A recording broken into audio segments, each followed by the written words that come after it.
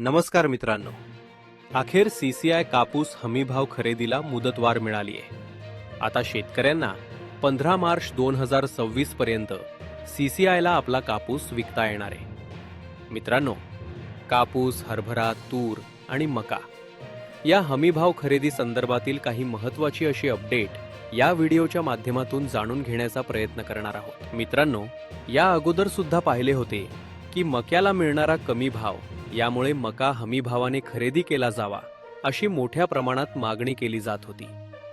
मक्याची हमीभावाची मुदत संपत आल्यामुळे याची हमीभावाची मुदत वाढवून द्यावी अशा प्रकारची मागणी करण्यात आली होती आणि याच्यासाठी मक्याला 31 मार्च 2026 पर्यंत मुदतवाढ देण्यात आलेली आहे.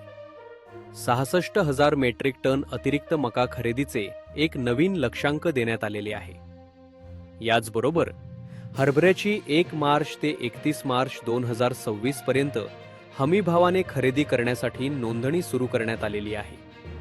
6,71,000 मेट्रिक टन एवढा हरभरा राज्यामध्ये हमीभावाने खरेदी केला जाणार आहे. मित्रांनो, तुरीला सुद्धा संपलेली मुदत पुन्हा एकदा वाढवण्यात आली आहे.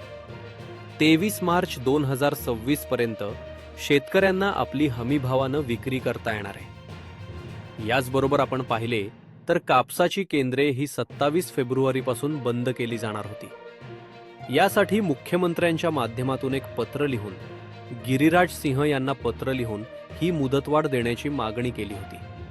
मात्र ही मुदत एप्रिलपर्यंत द्यावी अशी मागणी करण्यात आली होती.